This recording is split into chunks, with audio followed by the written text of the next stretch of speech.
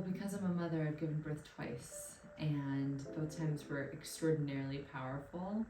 I am lucky that my body allowed me to give birth. I don't want to say easily because it's not an easy thing, but my body allowed me to have 2 vaginal births, which was very important to me. I felt very connected to my womb since really getting more in touch with my body through my period. And when I first got my period, it was very much an American approach to it.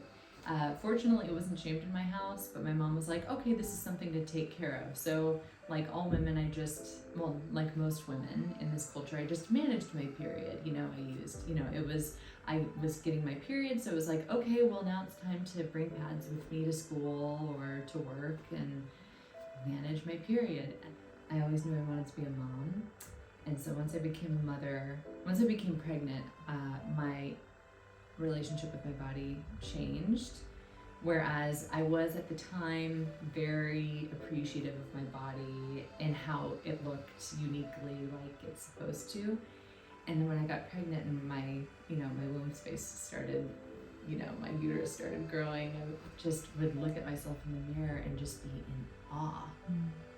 In pure awe about my body's building a baby. So the challenge of my second birth was, can I keep my calm and manage when it comes time to push out this baby from my body and from my vagina? I'll just call it what it is, from my vagina. And when he started to crown, I felt it coming and I was like, oh my God, here I am again. And the trauma of the pain of my first birth came back to me in that moment, and I started going and I'm looking around the room and I'm just feeling this intense overflow of emotion and fear, mostly fear, and the intensity of my son pressing up against my body. And then my midwife looks at me and she holds me down, not physically, but she looks at me and she goes, you're gonna meet your son. Are you ready to meet your son? You're gonna meet your son in a few minutes. And I said, yeah. She goes, he's gonna be here soon. I said, okay. And then that's all I needed was a touchstone from another woman who knew what I was going through. And I pushed out my son. It was a breeze compared to the first time. It was still so intense. The similarities were there. The crowning, the expansion, the exiting, and then the shoulders. But it was incredible. And after doing that, and he was bigger than my daughter. And so after doing that, I knew I could do anything. And I'm so, so blessed to have my womb.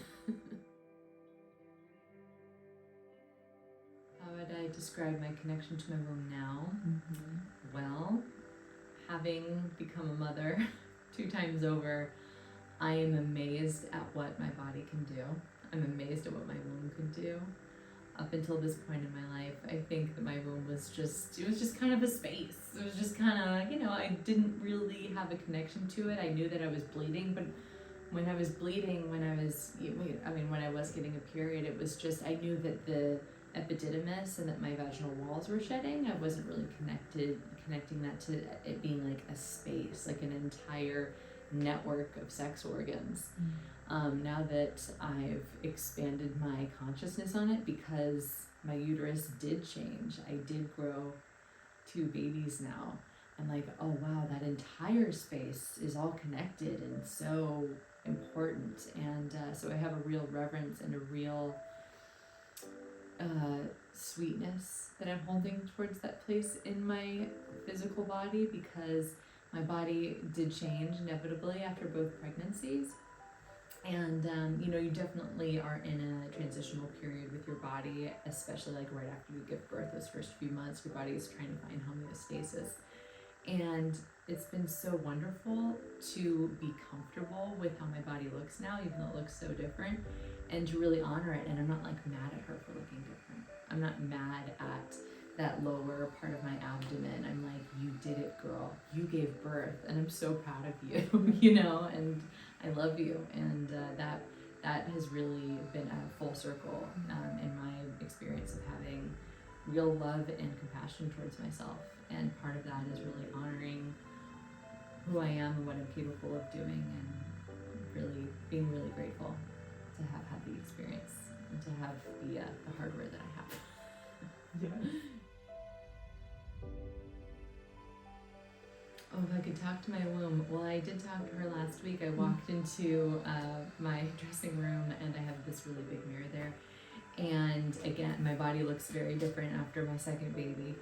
And I'm in there in a bra and my underwear. And I think, me years ago would have looked at that and gone, oh God, I need to erase that part of my body. But I looked at the mirror and I looked at myself and I pointed in a friendly manner and I said, you just gave birth. You just did it, girl. So me speaking to my womb space, oh my gosh, thank you so much for teaching me what I'm capable of and what we all are capable of. And it is my dream to connect women to that space so that it's not dormant, so that we realize that whether you've given birth or not, that this is the space of creativity, this is the space of life. And it's something to honor and love. What would I like to say to young women connecting to their wombs for the first time? That this physical space holds so much power, and that the power is yours. And it would be important to understand as much as these young women can within their, they have had a few experiences with their womb. It depends on their age, whether they've started their menses or not. But to walk them through very lightly, the conception that, or not the conception, well, yeah, the concept that that this space of theirs is very unique and very powerful, and that they can create from this womb space of theirs, whether it be they can create life or they can create other kind of non-physical life, businesses, ideas, whether it's, art, writing, all these things. So that this is a creation space, and that through this space also that at some point they will begin to bleed, and that it's okay, and that this space is something for them to be educated about what it physically does, what it means on an etheric level, and to really have ownership over how it's looked at, how this space is spoken about, and how this space is utilized, and that women have the option and the power, first and foremost, over what is done and how they treat their bodies. That it starts with them and no one else. No one else determines their value through sex. No man or woman can determine the value of that woman who holds her womb space. It is for them to decide who they allow in there. It is for them to decide how they create from there. And really bringing these young women to the idea that this is their space to claim and to create from, and that anyone else is Okay. What makes you feel connected to your womb? What makes me feel connected to my womb? Oh man. Moments of acknowledging the physical changes, and I always feel connected to my womb when I'm certainly on my period, certainly when I'm in labor, but on the day-to-day, I think it's really easy to forget that it's there, because at least for myself, my mind is always so occupied, and I'm usually doing things in the physical world, this go-go-go mentality that we have in this culture. So it's kind of easy for me to forget about my womb space on the day-to-day, to be quite honest, and it's not until I have a physical reminder of like my period or me having a baby in my body that I'm like, oh yeah, I'm like so powerful because of this.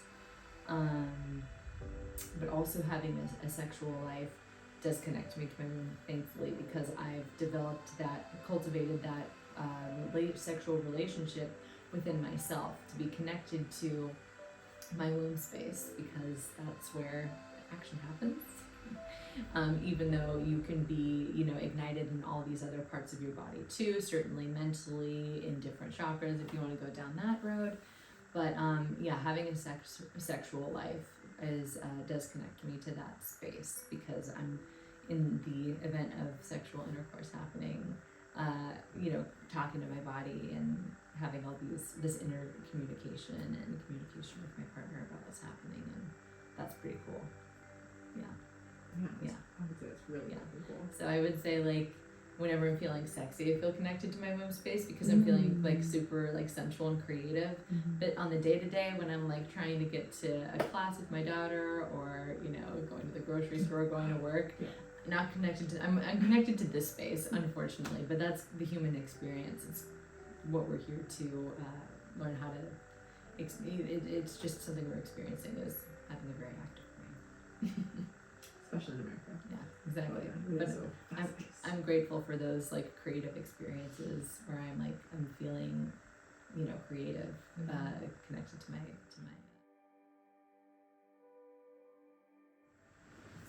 Cool. What makes me a strong woman? I would say that I'm a high functioning woman. I'm a do-it-all, can't ask for help. But that doesn't make me a strong woman. What I've realized in my high functioning humanness of like, I'm gonna do this, I'm gonna do that. In college, I was a full-time student and then doing comedy at night for 4 years. And then after that, I would have a day job and then do comedy at night for years and years.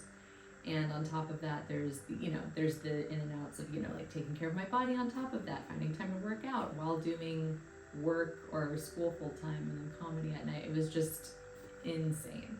So I wouldn't say that having a busy schedule and being able to manage has made me a powerful person. What's made me a powerful person is recognizing what I'm capable of and what I'm not capable of.